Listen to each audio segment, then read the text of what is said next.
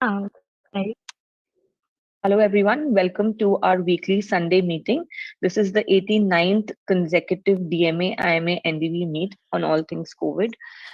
We have with us Dr. Nidhi Dhawan, who is the Associate Medical Director of ENT and Head of Safety Committee in Shrop's Charity Eye Hospital, Daryaganj.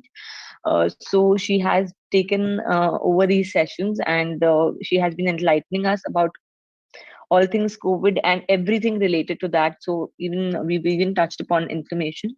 Today we are going to be talking about a very, very important topic. And this is something that we have been discussing on this platform quite a bit. And that is about how COVID, the infection in itself, it sort of amplifies every underlying condition that we might have. So this is an important topic of discussion, and I hope we have a good audience today, and we can also have some nice questions at the end of it, so that it helps everyone. Without much delay, I'd hand it over to Dr. Nidhi to start the discussion.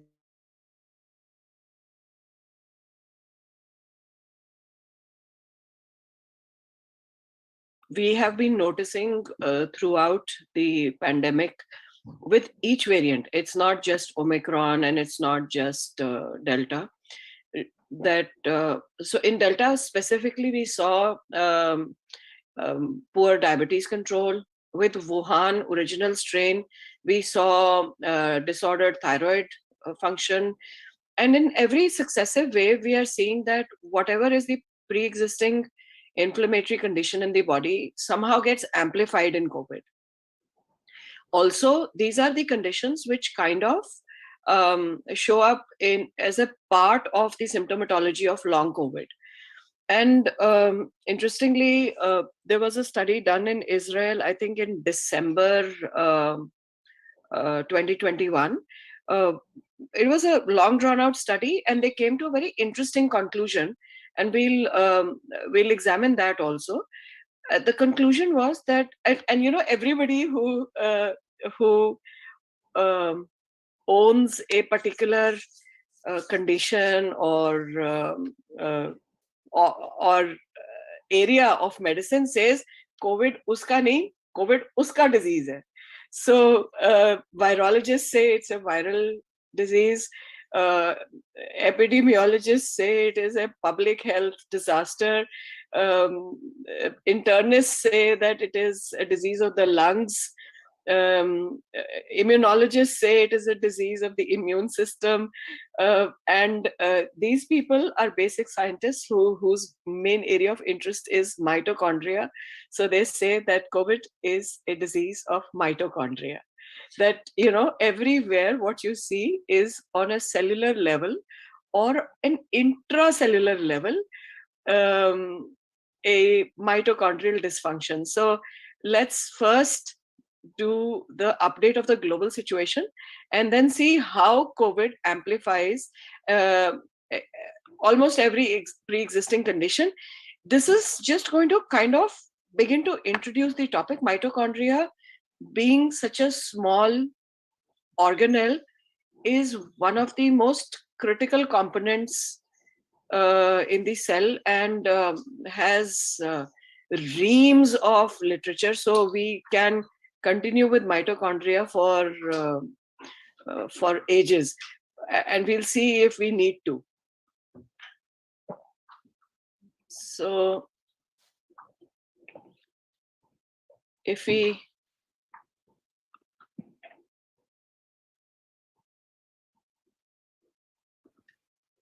all right, so here we go. So we'll update the COVID situation as we always do, and then we will come to the topic of the week.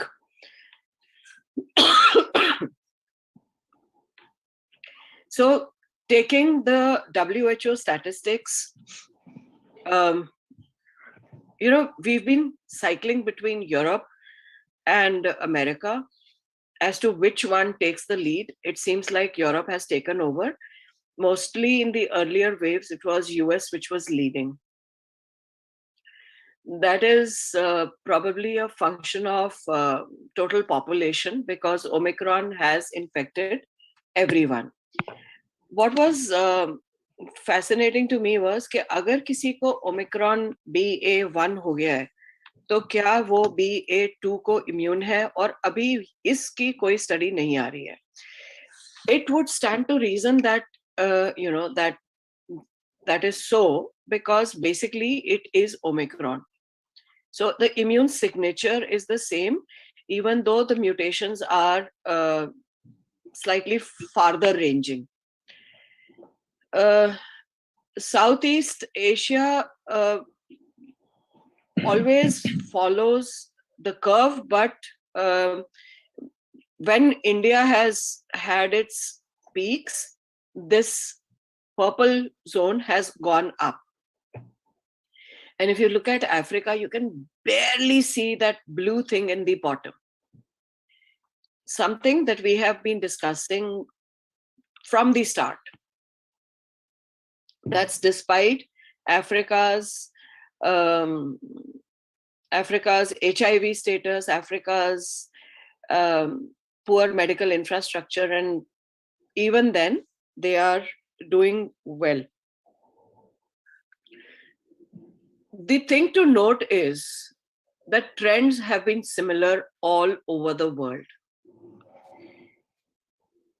The height of the peak may be different, the time may be a little different, but pattern has been the same in each wave, barring some regional differences where even in our own country, if we see, Kerala hasn't yet completely come down to the baseline.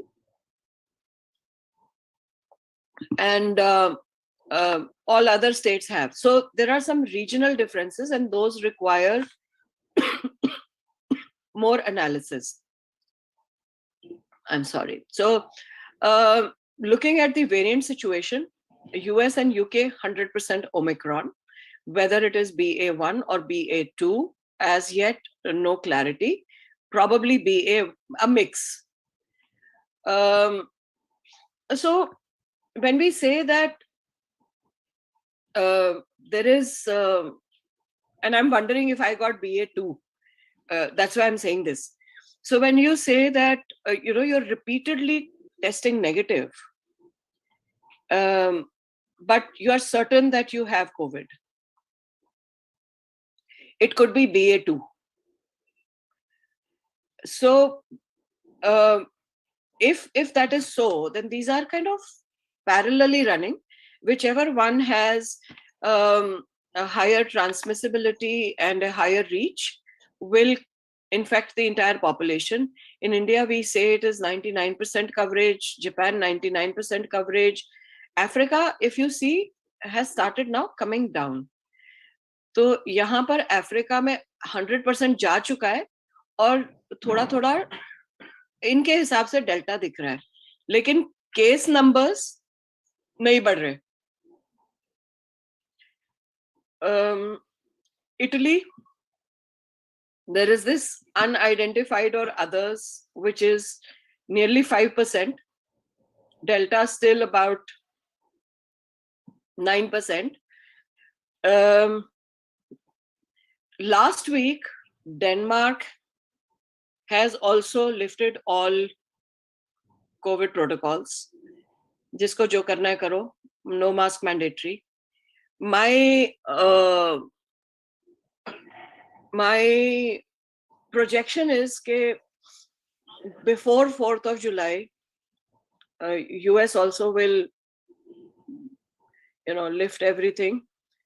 And once UK, US, and parts of Europe do it, everybody else will follow suit. Because अगर Omicron ने 100% लोगों को infect कर दिया है,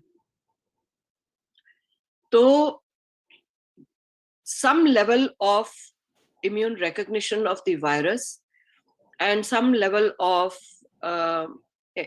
currently even antibodies, but in the long term, T-cell immunity, there is some memory of it.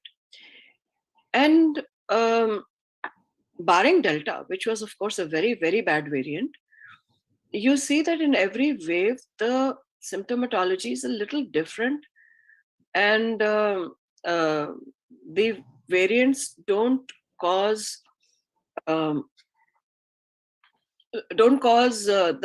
kind of havoc the first few variants did. So if we were to see how the key matrices compared, as of this is for UK, December 2020, this is the ancestral Wuhan strain. Then you have these undulating peaks which never really came down, the alpha, the mix, the delta, and then the Omicron. With every wave up, we were discussing that there has been a little bit of rise of deaths in India. Why is that? We'll come to that. But if you see the patients in hospital, UK had this hitting around 50% in Omicron, whereas in the other waves, they were doing a little better. Ventilated patients went down, confirmed deaths went down. And this might be a feature of how the medical systems operate. So in US, if you get COVID and you don't get admitted to a hospital, you don't get reimbursed for your treatment. So even if the disease is mild, they have to show admission in order to get reimbursement. Messed up system, but that's how their system operates. In UK, they have challenges with NHS, but the reach of the NHS is enough for this number to show up in accordance with the peak. But if you look at the confirmed deaths and patients ventilated, this is a very clean dissociation between the number of deaths and the peak of the disease. US, as I was telling you, the peaks have been clearer. The admissions have been more. Patients in ICU have been more, and ventilated confirmed deaths have been more. That would be a function of poor general health, obesity, and other underlying conditions which get amplified by COVID. So these get attributed to COVID, but it is the general health of the population which is being reflected here. Look at Israel. Where is the peak of cases? And look at where the patients who are admitted or ventilated or deaths are. They are similar to what they have seen in the Delta wave, but it is completely different from the expected numbers from the Omicron wave. So the number of cases were nearly 800% higher, but the number of deaths were about 15% lower than Delta. So there is a complete dissociation between the number of cases and the number of deaths. So here you see that, the peaks are kind of going up, coming down. Here they're not coming down. Here they're still hovering around the 100,000 mark. Their 7-day average still hovering around 200,000 mark. So it did come down, but then it went up again, and now it is again showing that coming down thing. But the hospitalizations are now off, and UK has completely opened up. No test mandatory, no masking needed. maybe too soon, but they say कि अब अगर Omicron ने 100% affect कर ही लिया है तो अब और किस चीज के लिए ये सब मैंडेट्स रखनी है. US has gone up and clearly come down. They are now less than the 7-day average, and the trend is towards the baseline. The CDC and the US government communications now say that they are expecting definitely to declare the pandemic over by the summer. But as I say, nobody has the crystal ball on this, and we don't know how it is going to emerge. It is very probable that with Omicron having infected almost everyone, that really may be the scenario, and sooner than the summer perhaps. South Africa went up, came down, थोड़ा सा अभी भी baseline से ऊपर है. Baseline delta के बाद आ गई थी, but that may be because it's still there. The virus is still circulating. So the pandemic may be over, but COVID is not. What we discussed last time. In India, we were assuming that around the end of December, our Omicron wave had started. Then we hit nearly the peak of our Delta variant. We had hit the peak of around 400,000 plus, and we were about 350,000 plus in January. But now if you see, as of 4th of February, the numbers are nearly half of that and going down. So from the 7-day average of nearly 200,000, we have new cases nearly 100,000 and going down. Very clearly seen in this. The daily positivity rates in Delhi have fallen below 5%, which is when they kind of declare it green, but they should be vigilant. So they say green with vigilant. And the active case trajectory is significantly coming down. What I've been emphasizing in the past is that if you see the active case trajectory, the day the peak is hit and the number of new cases starts going down, because it's a shorter course, the active cases will start coming down because recovery is faster. Delhi, the new cases about 2,000, 7-day average about 3,000 and coming down. Maharashtra, new cases about 14,000, 7-day average about 18,000 coming down.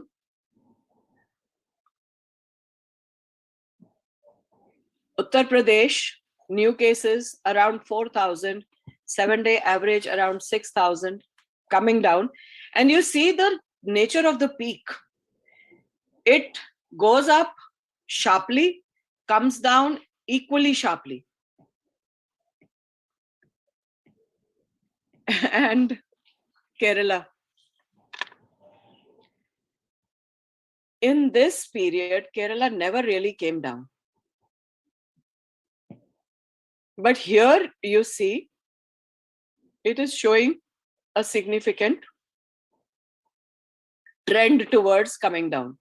How this one plays out, whether it plays out sharply like this, following the Farr's law, or it plays out like this, we don't know yet, but it looks like Kerala's also started its journey to declaring it over. So, coming to how COVID seems to amplify everything else in the body, what is chronic inflammation? Is, and we know, चाहे वो chikungunya है, चाहे dengue है, चाहे COVID है, all these viruses have long drawn out effects which stay for some time. What are those effects and how they play out is different for every individual. So, what determines which individual will recover and which will go into long term um, dis-ease? I'm not calling it a disease as of now. Um, there are interesting studies now being undertaken to join the dots and come to the conclusion कि वो final common pathway है क्या? Is it platelets? Is it serotonin? Is it histamine? Is it IL-6? Is it nuclear factor kappa beta? Where does that final pathway start, which results in long drawn out problems? So chronic inflammation has a whole spectrum of things, affects almost every system in the body. It can present as chronic fatigue, it can present as myalgias and arthralgias, it can present as GI disorders, like simple ones like acidity, heartburn and reflux, bloating, constipation or diarrhea, and even underlying immune diseases, skin rashes. Central nervous system disorders are very common in chronic inflammation, including neurologic diseases like Parkinson's and multiple sclerosis. But depression, anxiety, mood fluctuations, weight gain or weight loss, sleep disturbances. So it is instructional to study what could be happening in chronic inflammation. What are these cells that, so in an acute inflammatory response, it is the neutrophils that get kicked in. The neutrophilic extracellular traps or NETs which get formed, which trap viral debris and excite an immune cascade from lymphocytes, macrophages, plasma cells, which invade that local tissue. The tissue destruction by these cells and the connecting link between the innate immunity and the adaptive immunity, the dendritic cells, which then can excite monocytes to behave in a certain way, whether it is appropriate or inappropriate, determines whether this will be resolving acute inflammation or ongoing chronic inflammation. So it looks like the IL-2, TNF alpha, and interferon gamma, along with the nuclear factor kappa beta pathway, are persistently or inappropriately staying active. So when acute phase does not get resolved, there is persistent injury or infection, like ulcers that don't heal, or like tuberculosis. When there is prolonged exposure to toxic agents like silica, then there is persistent inflammation. And when there is formation of autoimmune antibodies and autoimmune disease, then there is persistent inflammation. So mediators of chronic inflammatory pathways seem to be TNF alpha, IL-1 and IL-6, the CCL2 and CXCL8. If you remember, we were saying that this is what causes persistence of the HIV-like inflammation.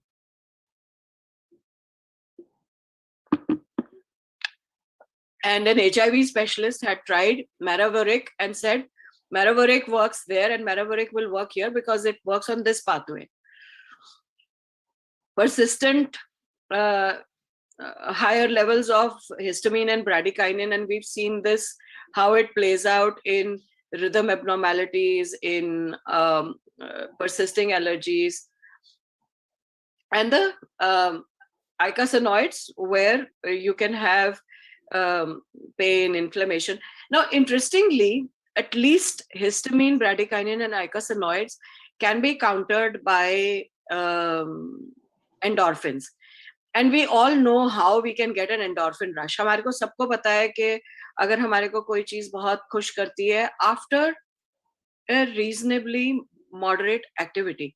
So if you go for a run, and if you are turning red, and then you take a few deep breaths, you feel a high, and that's the endorphin high. That's where the pain becomes irrelevant. If you're so whatever you're doing, if you take it to a challenging peak, and that's where your endorphins kick in, or if you're very happy. So taking care of your mental health and taking care of your physical health actually promotes overall well-being. Again, how the COVID virus is working, which pathways it is working on, and it's in the lung, it's in the gut, what mediators it acts through, where do these things go into the hyperinflammatory state, and what those hyperinflammatory markers are. If we see that the T cell, the pathway to chronic inflammation or hyperinflammation is modulated by how old is the host. Younger people have a quick innate immune response and form a memory. They still have active thymus. They do not so much go into hyperinflammation. Smoking has an underlying oxidative stress. Diabetes has underlying metabolic stress. And if the patient is in an inappropriate glucocorticoid milieu, again, there is cellular stress. These amplify the effects of interferons, of interleukins, and of TNF alpha to a persistent hyperinflammation. So, immune reaction of interferon gamma is macrophage activation, which causes autoimmune diseases, tissue damage, and chronic inflammatory tissue damage. The Th2 response of IL-4, IL-5, and IL-13 is acting on the mast cells, eosinophils, and what we discussed, the MCAS, the prolonged allergic response. When we talk about mast cells, it is of note that loratadine works better than cetirizine and fexofenadine. When we talk about the Th17 response, there is relative neutrophilia, and there is slight monocytosis. So in my acute phase reaction, I had relative monocytosis and I had relative neutrophilia, as did my son. And Sanjay had eosinophil and high CRP. Despite this, both my son and I did not show a rise in CRP.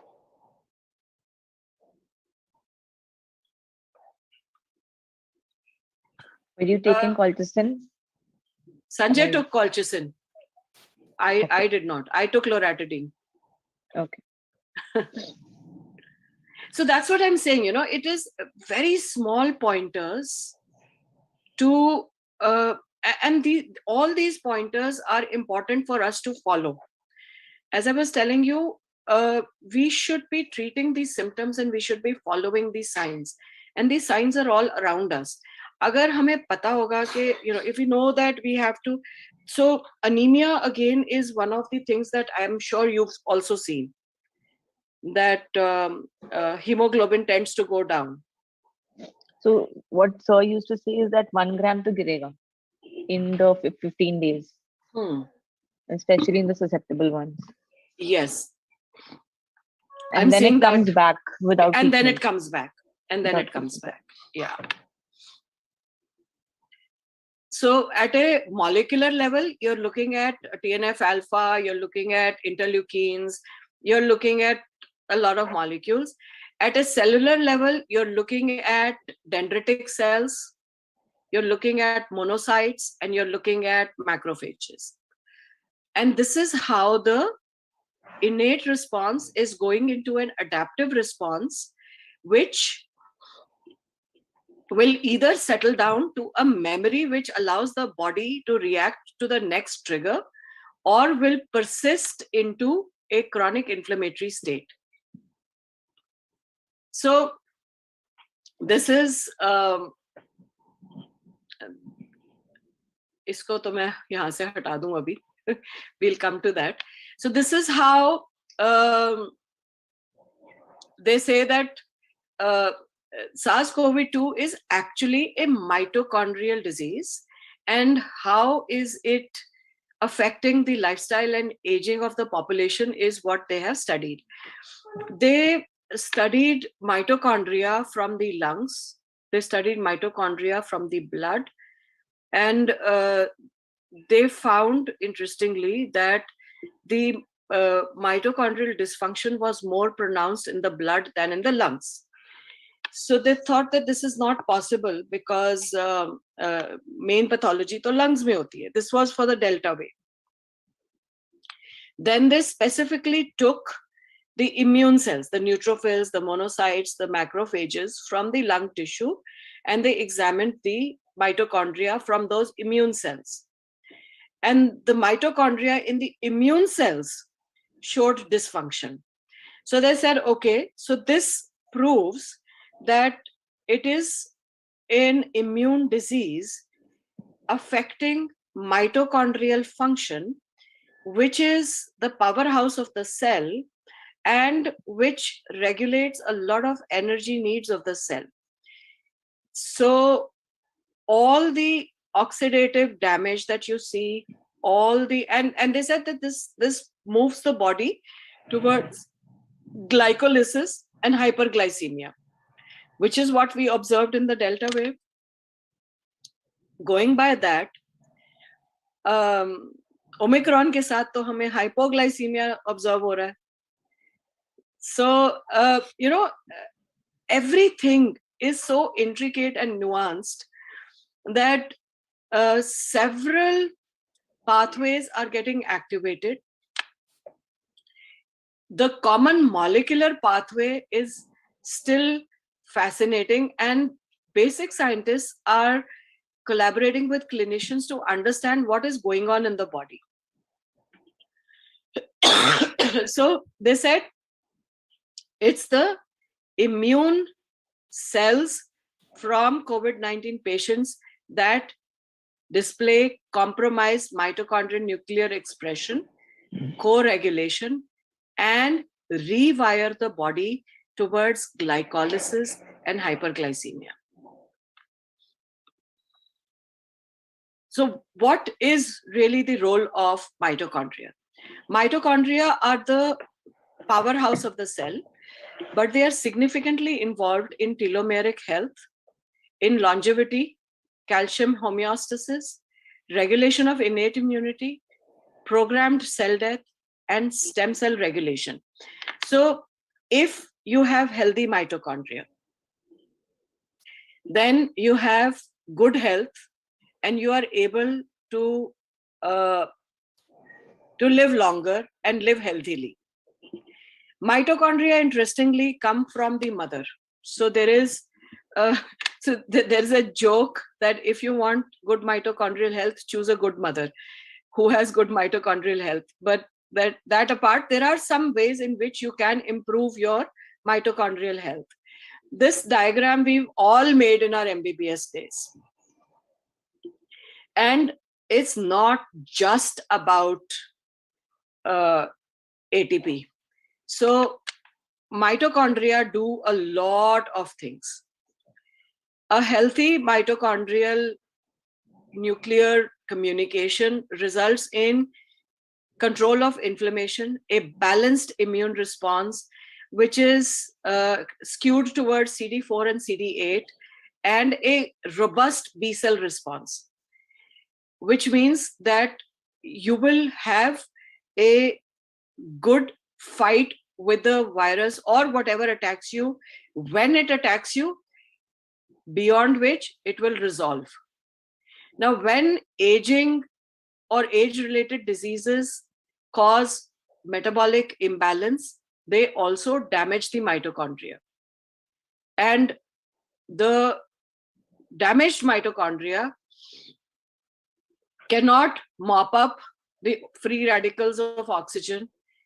They show immunosenescence. That means there is an aged immune response, which is lower than what is needed, longer than what is expected, resulting in chronic inflammation and a deficient viral response. The mitochondria can be induced to be healthy. And how you do that is by certain lifestyles which promote autophagy, like intermittent fasting or caloric restriction, by some bioactive compounds, mostly antioxidants, physical exercise. So if you exercise and improve your oxygen uptake, that is happening at a mitochondrial level. And some supplements like CoQ10 and NAD, these supplements also improve mitochondrial health. In COVID-19, this central arm is what they are saying has caused mitochondrial dysfunction, and the effects of that are altered oxidative phosphorylation, glutathione depletion, elevated mitochondrial free radicals, mitochondrial DNA damage, and possibly, because mitochondrial ribosomes may be the site of viral replication, possibly increased viral replication, which means that your immunity to viruses, or particularly COVID virus, is impaired. That may be the reason why some people get sick and some don't. If this inflammation and this immune activity persists longer, the cell that has damaged mitochondria will, by autophagy, die, release the intracellular components, which are markers of a trigger, which will release some pathogen associated and damage associated molecular patterns, the PAMPs and the DAMPs, which are then activating the TLR and the NLRP pathways. So कहाँ से कौन सा trigger किस pathway पर जा रहा है, कहाँ पहुंच के क्या काम कर रहा है, if we look at how, I mean, our body is a very busy place. So many viruses, including SARS-CoV, hijack the immune metabolic system. And this is, inflammasome is from the NLRP. The nuclear factor kappa beta, the HIF1 and the NRF2, all these pathways cause cell death, imbalanced cytokines and interferons, and they increase glycolysis.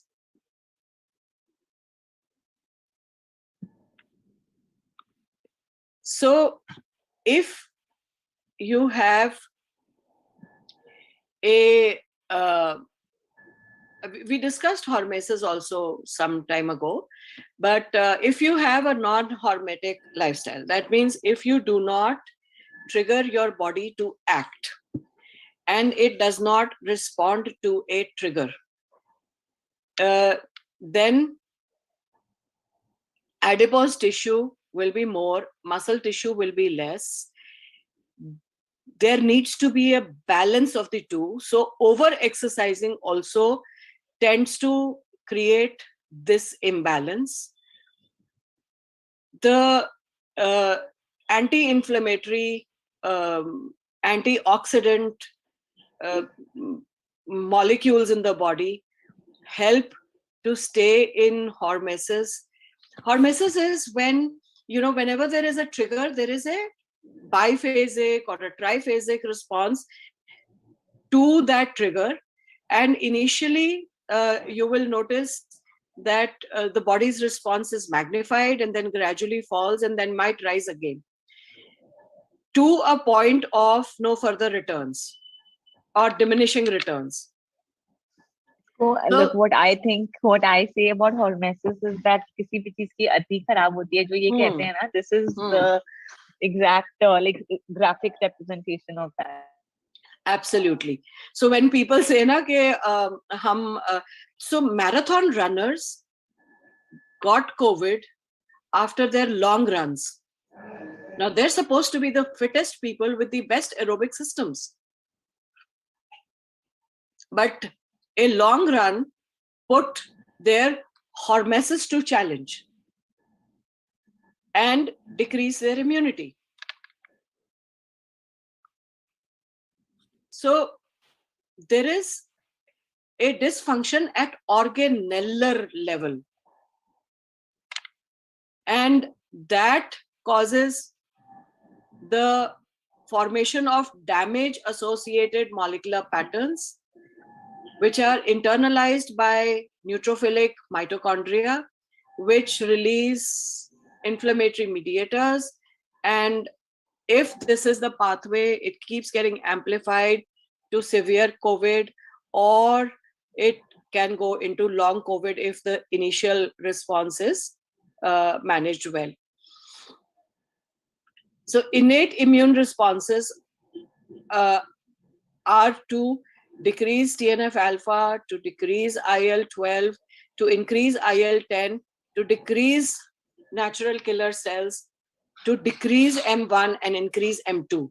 The green ones are for resolution of acute inflammation.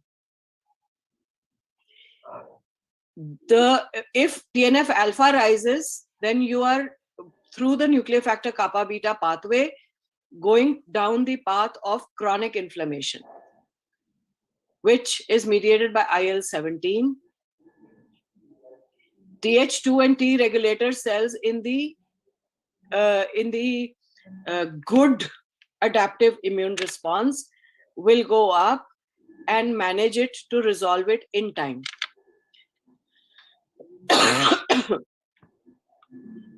So is mitochondria really that final connecting link? Mitochondrial dysfunction may be associated with gut microbiota dysbiosis. They may be associated with platelet dysfunction. They may be associated with what we are seeing in the rise of ferritin. They definitely are involved in chronic inflammation, and they may be promoting the hypercoagulability of COVID. What is common with COVID and aging is the inflammasome or the NLRP response. It looks like mitochondrial dysfunction might be what is causing the chronic effects of COVID. Moderate exercise improves mitochondrial health. It improves insulin sensitivity, and it improves longevity. There are several studies which say that if you follow what we call a pace model of exercise, which is progressive, accelerated cardiopulmonary endurance pace, that if you exercise for, say, even 10 minutes, the first 2 minutes should be at a comfortable pace. Then you increase your pace so that your heart rate goes up moderately. Then you give it a break and come back down. And then you increase it to higher than the second phase of your exercise, and then come down again. So you progressively overload your cardiopulmonary system and keep taking rest in between before the next progression. And that has maximal effect in managing blood sugar, in managing insulin sensitivity, in managing inflammation, in creating endorphin rush. So a 10-minute exercise which is done to the pace protocol is equivalent or more productive than a 1 hour exercise which is done on a sustained effort. It probably gives the body the signal that it's not being pushed, that we are taking care of it. हमने उसको push किया, फिर हम वापस आ गए. So we are giving it time to recover, so the body doesn't have to be in crisis all the time.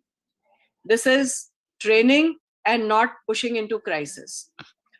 So how can you improve your mitochondrial function? This is something that, most of the things, except for picking the right mother, that you have to do at a soul level, but most of these things can be done actively. So you can optimize your nutrition. Don't eat junk food. Don't eat sugar. So, sugar is more addicting than cocaine. And the only way to stop eating sugar is to say, I will not eat sugar.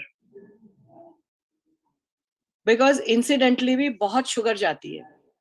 And that's not saying don't eat carbohydrates. That's only saying don't eat sugar. Up your antioxidant intake, build muscle mass to the optimal level. A lot of bodybuilders have died prematurely because their muscle mass has been so high that the cardiopulmonary system could not keep up with it. There are some supplements which help to improve mitochondrial health. As I said, CoQ10, NAD, glutathione, these are all supplements which help to maintain mitochondrial function. Diseases of mitochondrial dysfunction are early aging, diabetes, Parkinson's, Alzheimer's, chronic fatigue syndrome, migraine, and early onset dementias. So what is the call to action? If you know that moderate activity, good nutrition, and good sleep, and we have been harping blind on this, we have been crying hoarse on this, कि अगर आपको हर तरीके से अपनी health को promote करना है तो उसके 3 पैर हैं. There is a tripod that will give you good health. That tripod is moderate activity, good nutrition, and good sleep. And everything else should be built around this tripod. I think I'll stop here and we can take questions.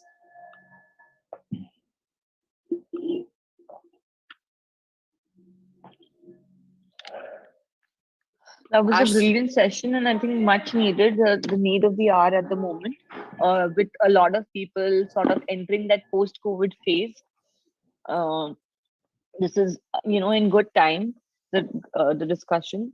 And now we are open for questions. So if there's anyone here who would like to raise a question or initiate a discussion, the floor is now open. And आज वही बात हो गई doctor Meenakshi के कोई questions नहीं है तो या तो बहुत अच्छा रहा या बहुत ही बुरा रहा? नहीं, बहुत ही बुरा तो नहीं था. It was definitely very good. Sir ये कहते थे या सब कुछ सर से ऊपर चला गया या फिर सब कुछ It समझ was आ गया. wonderful session, Dr. Nidhi, today. Thank you, sir. Thank you, sir. I've been Session is walking always and very- listening. This is what I am doing every day. Sir, वो questions नहीं है ना, इसलिए we are It was laughing. wonderful session, and actually COVID is causing, as it is, you said, the neutrophilia and monocytes are getting deranged.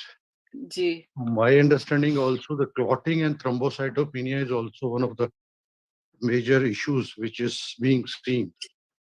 I don't know what is your take on to this. Sir, interestingly, it is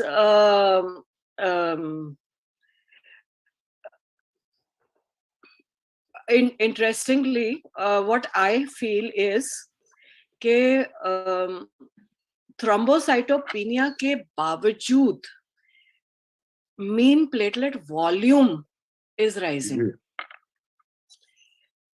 which means that they are inappropriately immune activated platelets.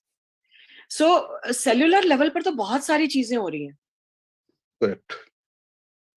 Which are being, and you very rightly highlighted the mitochondrial changes which are occurring. Is also one of the major concerns.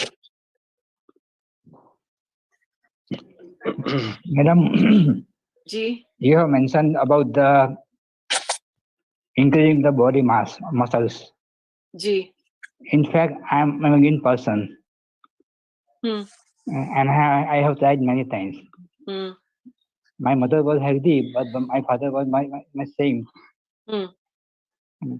Then what to do? My all brothers are all have the good muscle mass. So I feel, and there is this lady who had a doctor. I think she's from US, who had, and she has a protocol also. She had multiple sclerosis. She's 6 foot tall, very skinny, and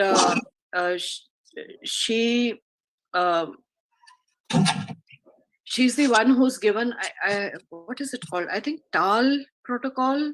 I'll put it in our group. So she came up with this idea that you can be skinny fat. So building muscle requires you to challenge muscle, and anybody who challenges muscle, you will build it to the capacity that your body can support. And जैसे doctor Meenakshi ने कहा ना कि हर एक चीज की अत खराब है, तो अगर हम ये कहें कि आपके बॉडी कॉम्पोजिशन के साथ आप किसका एग्जांपल दें, आर्नल्ड श्वार्ट्जनेगर जैसे मसल बनाओ, तो आपके लिए वो ठीक नहीं है. लेकिन अगर आप ये कहो कि मैं कुछ कर ही नहीं सकता, तो वो भी ठीक नहीं है. हमारे नेबरहुड में एक सरदार जी हुआ करते थे. I think he died at the age of 95 or 98 or something. He used to run a neighborhood school for underprivileged children. उनसे फीस नहीं लेते थे, उनको बैठ के पढ़ाते थे, लेकिन उनका लाइफस्टाइल का सबसे बड़ा जो वो सर्दी हो या गर्मी हो, उस टाइम पर हमारे नेबरहुड के जो टेरेसेस थे वो इंटरकनेक्टेड होते थे. You could practically see what is happening in your neighbor's house, and it was a closely knit community. So उनका जो वो होता था, वो रोज सुबह squats करते होते थे, even at that age, till the last day, when we heard that he's no more, he used to do squats, and he used to do वो जो डंडे घुमाने वाला जो shoulder rotation का Indian clubs होते हैं ना, वो करते थे. तो जो आपकी बॉडी के लिए अप्रोप्रिएट है वो एक्टिविटी आप करिए. अगर आप आज सिर्फ 5 मिनट कर सकते हैं तो आप 5 मिनट करिए. 5 मिनट को बढ़ा के 15 मिनट करना है तो प्रोग्रेसिव एक्सेलरेशन करिए. And that's what is going to create the best body that you can live in.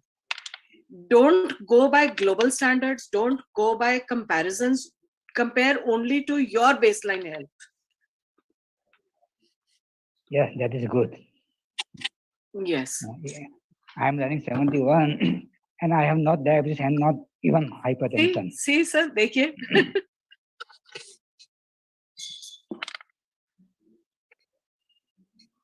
There are a few questions in the chat box. Any changes in treatment for uncomplicated COVID? I don't think so. You think so, Meenakshi? As we said, COVID is COVID. So following the symptoms and the signs, that's what we are doing. And that's pretty much what's required, I think. ये भी पहले भी यही कर रहे थे, अभी भी यही कर रहे हैं. So I don't think there are any changes. Yeah. There's another one by Dr. Samita asking how 10 minutes workout is better than sustained 1 hour exercise. Okay, so what this protocol is called progressive accelerated cardiopulmonary endurance. Jab hum say, I'll take the example of treadmill. If you are walking on the treadmill for 10 minutes, the first 2 minutes, even on the programmed workouts, is warm up. The warm up is supposed to improve circulation and get your heart to a level higher than your resting heart rate. You do that, and then you enter the exercise session. So if you do for 1 minute, you do आपने अपना warm up किया 4, 5, 6 की speed पर, आप जो first session करोगे उसको 6.5, 7 की speed पर करो. तो आपका हार्ट रेट उस वार्म अप के हार्ट रेट से ऊपर चला जाएगा. आपकी सर्कुलेशन और इंप्रूव करेगी, आपका ऑक्सीजन अपटेक इंप्रूव करेगा, आपकी ऑक्सीजन डिमांड इंप्रूव करेगी, तो आपका माइटोकॉन्ड्रियल डेंसिटी इंप्रूव करेगी. जब आपके माइटोकॉन्ड्रिया इंप्रूव करते हैं, सेलुलर सिग्नलिंग इंप्रूव करती है, तो आपका माइटोकॉन्ड्रियल हेल्थ बेटर होती है. Telomeres become longer. With good mitochondria, the telomeres become longer. Now, if you sustain at this level, you are putting the body under an oxidative stress, because beyond that point, due to the hormosis, the oxygen free radicals will increase. At that point, you come down, you take a few deep breaths, you bring your heart rate down, you improve your oxygenation. Once you have settled to the warm-up heart rate, you do another 2 minutes at a level which was higher than the first 2 minutes block, so that आपने वो किया था 7 पर, अब आप उसको 8 पर ले जाइए या 8.5 की स्पीड पर ले जाइए. Doing this progression tells your body that you can do that progression. 1, it improves circulation, improves oxygen uptake. 2, it increases endorphins, improves circulation. 3, coming back down to a non-resting warm-up level tells your body कि ये fight or flight वाली situation नहीं है. It tells your body that we are just training, we are not moving into crisis, so we don't have to go into persistent inflammation. And these protocols have been shown to have the best results for insulin sensitivity, for weight loss, and for control of chronic inflammatory conditions.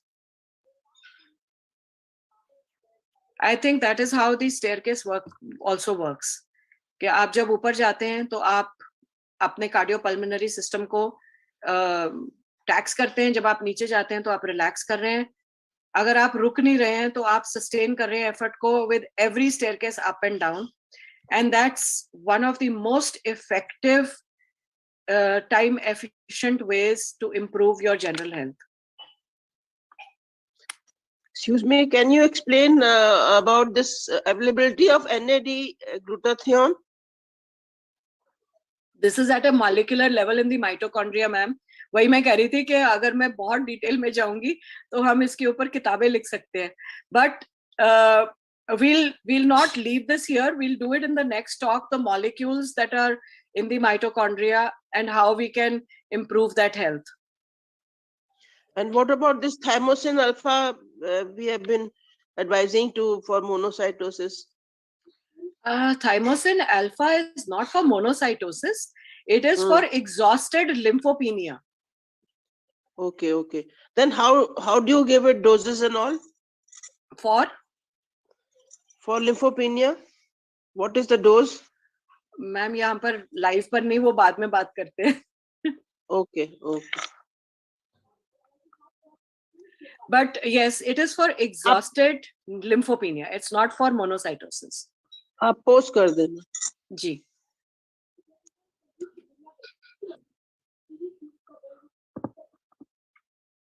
Thank you. On the YouTube live, there is somebody called I am Rajendra. He's saying something, but he's not asking the question.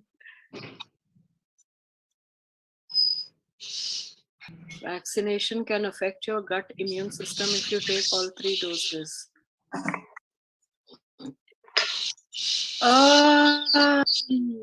No. What is your take on that, Dr. Meenakshi? Can you come back with the question? The question is that taking all 3 doses of vaccine affects your gut microbiota. No. Again, it would just be sort of,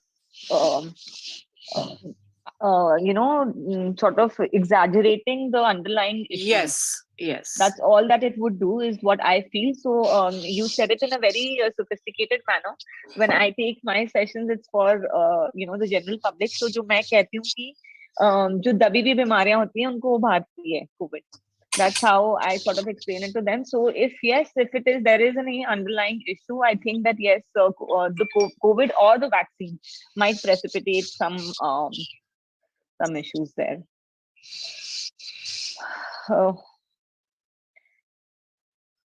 We started off this session talking about some deaths, and unfortunately during our session we've lost a very eminent member. Lata Mangeshkar has lost her life to COVID. She had contacted COVID. I don't think that was the cause of death though. Yes, just a moment of silence for her, and then we'll probably call it a day. Yeah, I think so, yes.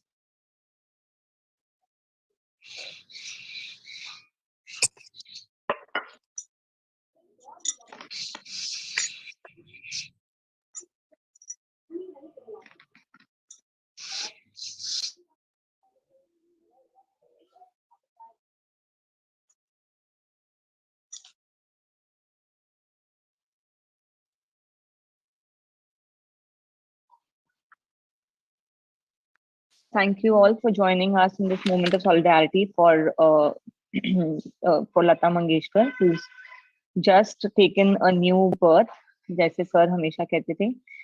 Thank you everyone for joining in. A big thank you to Dr. Nidhi for being with us and so efficiently carrying on this session on behalf of Dr. K.K. Agarwal. And a big thank you again to all of you for joining in and keeping the show alive. We'll be back next week with another show.